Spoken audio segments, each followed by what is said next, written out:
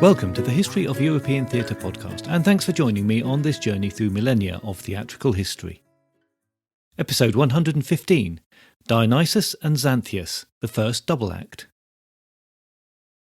Maybe I should have numbered this episode 15A because, as a little extra before we get into the Shakespeare timeline that I promised you last time, I'm heading back into ancient Greek theatre to have a look at The Frogs by Aristophanes. I'm prompted to do this because recently I saw a production of The Frogs, which was presented by the physical comedy troupe Spymonkey. More of them later, but just to say for the moment that the play was performed as a three-hander and was heavily adapted, as they put it, with massive apologies to Aristophanes. Actually, I don't think they had too much to apologise for. When I wrote the episodes on Aristophanes way back in Season 1, and can you believe it, that's 3.5 years ago, I wrote about his life and 3 of his plays, The Clouds, The Wasps, and of course, Lysistrata. I don't remember why I decided not to cover The Frogs at the time. Probably I thought that 3 plays as a sample of the work was enough. But it does seem to be a particularly strange decision, as I can remember being intrigued by the edition of the play that sat in a bookshelf in my childhood home. This was the Gilbert Murray verse translation, a volume with a striking green cover and a white line drawing of 2 rather sullen-looking frogs sitting in the rushes. On the bookshelf, it was paired with The Birds, in a similar cover, another Aristophanes play I didn't cover as I hit the later episodes in Season 1. So seeing the play now seemed like all the excuse I needed to go back to it. As it's been a while, let me give you a quick recap on Aristophanes and his work. In fact, the biography of Aristophanes will be very quick, as we know virtually nothing about his life. Much of what we do think we know comes from the self-referencing passages in his plays. We can say that he was born about 446 BCE and died about 386 BCE. We don't know anything about his parentage except that his father was called Philippus and the family resided in an area in the heart of Athens which included the site of the Acropolis. He wrote plays in a genre that was already well established by the time The Frogs was first performed. In fact, he came towards the end of the period that produced what we now call Old Comedy.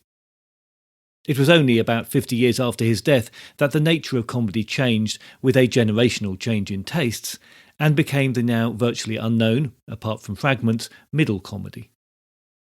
Aristophanes and his predecessors wrote comic satire that was concerned with the actions of the gods on the fate of man, and with how man failed to govern himself. Old Comedy always took a critical stance and lacked the focus on the domestic that the later Middle and the then New Comedy presented, the latter being represented by the surviving works of Menander. Old Comedy is first identified about 500 BCE and survived for about 150 years. The earliest references to comic plays are to a poet Caesarion of Magaris, who's credited with taking local rustic comedy, which we assume included jesting, singing, dancing and comic storytelling, and turning it into a form that somewhat followed the existing theatrical traditions of tragedy, formalising action and introducing the use of the chorus into comic plays. Only slightly later, we know of Epicramus of Kos. Again, only fragments of his work survive, but he's mentioned by Aristotle in the Poetics as the inventor of comic plots, and by Plato and Socrates and many others. Socrates styled Epicramus as the king of comedy, and in so doing he put him alongside Homer, who he called the king of tragedy. The fragments we have suggest he wrote between 30 and 50 comedies, which covered both comic takes on heroic figures and comedy based around the habits and beliefs of rural societies. Plato also wrote comedy, although none survive, and some of the ancient commentary suggests that in some cases he relied heavily on the earlier works by Epicramus. The first recorded recipients of laurels at the Dionysia festival for comedy are Chionides and Magnus in 487 BCE and 472 BCE respectively, but little else is known about these poets or their works. A third great of the Old Comedy genre was Eupolis. Sources differ on the exact dates, but his first play is recorded as being produced in about 430 BCE, so very contemporary with the emergence of Aristophanes. It's likely that his first productions were at the Linnaea Festival, where it seems the entry criteria allowed novice playwrights to hone their craft before granting entry to the Dionysia, which was always the premier competition. 11 of 40 known plays that Aristophanes is credited with survive in complete or almost complete forms, and they are the only complete examples that we have of this old comedy genre. It seems that he started writing and wanting to produce plays at a very young age, but he was too young to be allowed to produce at a festival, so an arrangement was made for the plays to be directed and produced by a friend or colleague called Callistratus. Similar arrangements were also made for his next two plays, with either Callistratus or another dramatist called Philonides directing. It was an arrangement that was also repeated with some of the later plays. We know it was the norm for playwrights to produce and direct their own plays, and sometimes perform in them, so this does seem to be a particular preference of Aristophanes, and a conscious decision to have an alternative director. However, it does add a complication when we're looking for biographical details. Anything that we take from the plays that we know were directed by others could refer to them and not to Aristophanes at all. Following The Banqueters, that first play, and a couple of other very early plays, 3 victories at the Linnaea Festival are recorded, and The Frogs had a unique distinction of being repeated at a later festival. Usually plays were only performed for the competition and not repeated. His oldest son, Araros, was also a comic poet and probably involved with the production of his father's plays, particularly 2 that were produced posthumously. 2 other sons were possibly also playwrights and were victorious at later Linnaea festivals. The Frogs was presented at the Linnaea in 405 BCE, and significantly it was produced within a year of the death of Euripides, and when Athens was still at a low point militarily. Deep in the Peloponnesian War, Athenian forces had unexpectedly won the Battle of Arginusi, but the generals who gained that victory had then been tried and executed for failing to rescue sailors from the water in the aftermath of the battle and follow up the victory properly. Generous peace terms from Sparta had been rejected, and the city faced shortages of manpower both in the city and in the army. As the play was performed, Athenians probably didn't realise that within a year the city would be under siege and starvation would be setting in. But the barbed comments about the failings of soldiers and the bad leadership of the political classes must have left some feeling very uncomfortable as they watched the play. Its overarching theme is a discussion about what values are most likely to save the city, and the sense that the death of Euripides, and to an extent that of Sophocles too, marked the end of the golden age of Athens, even though that had not quite happened yet. The play opens with the god Dionysus travelling with his slave Xanthias, who is riding on a donkey. They are on their way to visit Heracles, and as they travel, they argue about what kind of jokes are acceptable to be voiced. When they reach Heracles, they tell him that they are on the way to Hades to rescue the playwright Euripides from death. As the 2 gods talk about the tragedies that they have seen, Xanthias unloads the baggage, complaining about his lot in life. Dionysus knows that Heracles has visited Hades and stole the beast that guards the gates, Cerberus. Heracles suggests several ways that Dionysus could kill himself as the easiest way to get to Hades, but Dionysus is only interested in the easiest way to get there without such a dramatic action. He says, "Forget my courage. Show me the highway, the shortest one there is, that takes me directly down to Hades."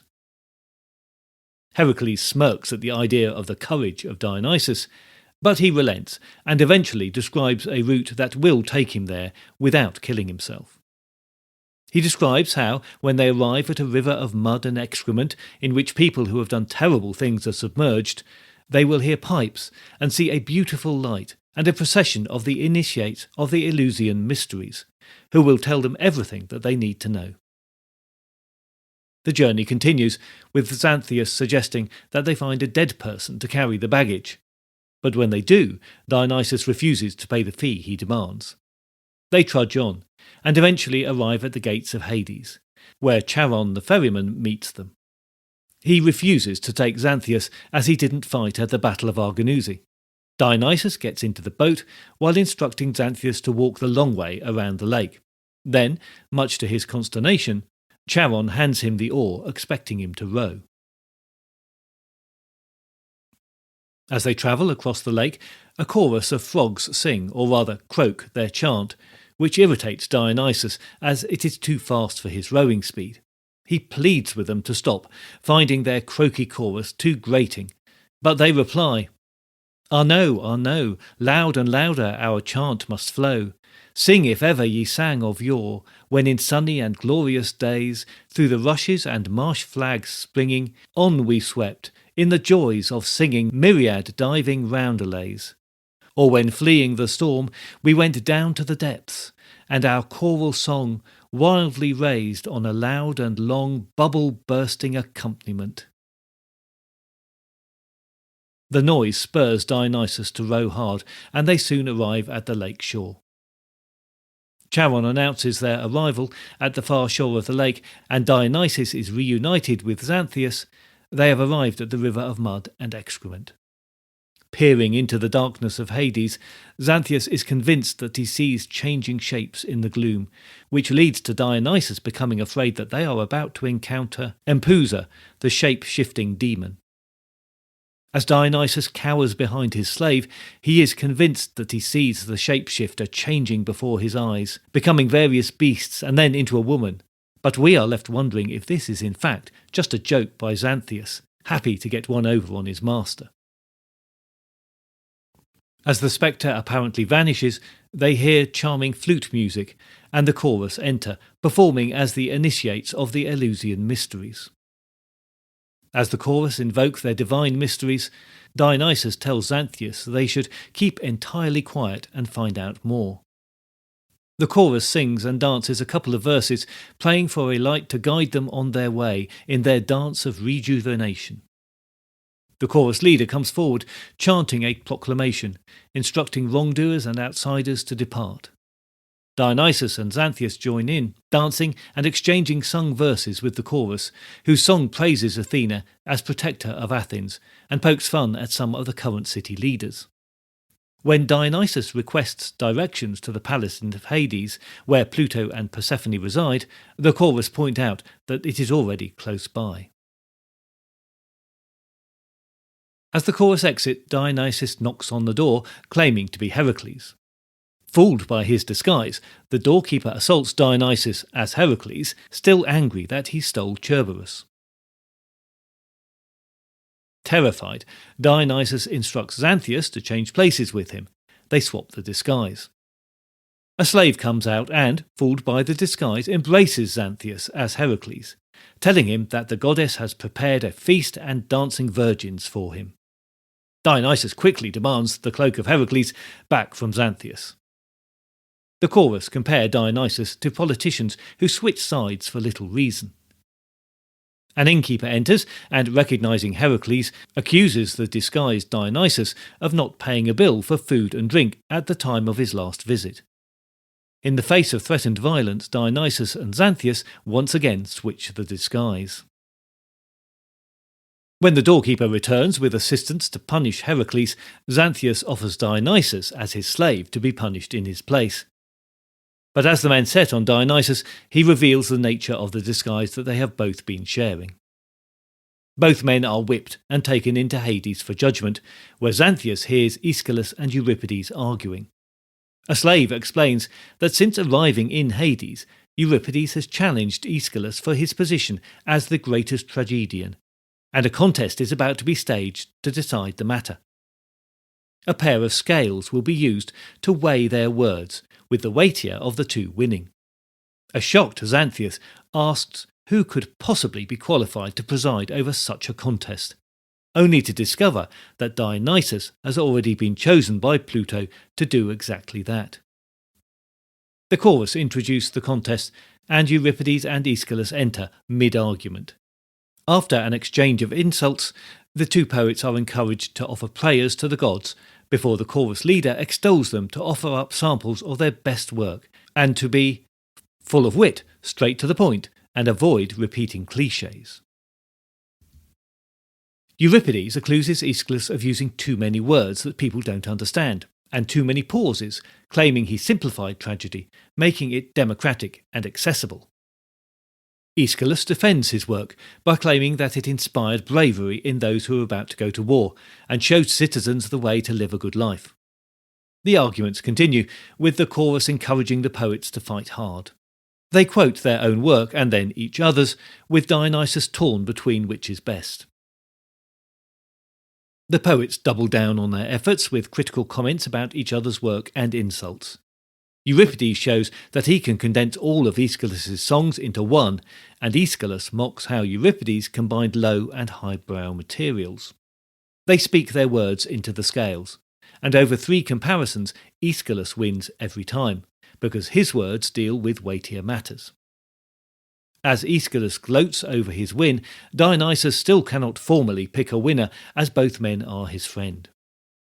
Eventually, he awards the win to Aeschylus, and they all depart for a banquet before Dionysus, Xanthias, and Aeschylus will all be allowed to depart for the world of the living. Pluto sends Aeschylus off with his good wishes, confident that he can save Athens by educating the civic leaders into better policies. As he puts it, "So now farewell, Aeschylus, go. Save our city with your noble thoughts and educate our fools." Even stripped down to the bare plot, I think you can see that there is much to enjoy in The Frogs. Like the other surviving plays by Aristophanes, it is a very fantastical piece, but rooted in very serious contemporary concerns. Many of those are rather lost on us now, but for his Athenian audience, the references to politicians who changed their minds seemingly for their own benefits, or to citizens who had not pulled their weight during the Peloponnesian War, or indeed to playwrights who seemed too clever by half, or too concerned with salacious stories, must have been seen as hard-hitting contemporary commentary. The central characters of Dionysus and Xanthias have been called the original double act, and they do function in that way in many respects. We could also see the play as the origin of the buddy movie or the road movie. The play ends with what we would now call a poetry slam, in which Aeschylus and Euripides try to outdo each other with their best lines. Many are quoted from works that we no longer have, so it's difficult to judge the impact that they would have had on the audience. It certainly doesn't feel like a dramatic ending to us, and the bickering and argument between the 2 great poets seems like a rather sad and bitter ending to the Athenian Golden Age. Perhaps the intention was for their contest to point out the futility of bitter argument, and that what was needed was a bit of forgiveness and a clear head unencumbered with nostalgia to choose the best leaders for the future. But the message of the play is at best uncertain, in our eyes at least. Aeschylus is honoured as the Grand Master of Tragedy. He's been dead for about 50 years at this point, and still clearly very respected. His arguments are rooted in the importance of tradition and of the martial, which he would say were the greater values of tragedy, and which therefore used appropriately grand and heightened language. He also openly criticises Euripides, laying part of the blame of the decline of Athens at his feet. His plays, which feature such degenerate activities in Aeschylus' eyes as incest and childbirth inside the temples, have educated people in the wrong way to live. He says explicitly, "Because of him our city here is crammed with apes who would cheat our people." Euripides favours simple language that means all citizens can understand the meaning and the purpose of tragedy, which in turn provokes them to question the status quo. This is democracy in action. The fact that Dionysus cannot decide between the 2 views has several interpretations, but it's likely that Aristophanes saw some danger in coming down too firmly on one side or the other. Although his plays made political points, he survived in Athens in a very difficult time, suggesting that outside of the theatre he managed to remain non-political or was extremely clever at picking his path around the politicians as they came and went. The deliberations by the poets lead to Dionysus posing a direct question to them about Alcibiades, a general and statesman who played a significant role in the later part of the Peloponnesian War. He would have been unknown to Aeschylus, but a younger contemporary of Euripides.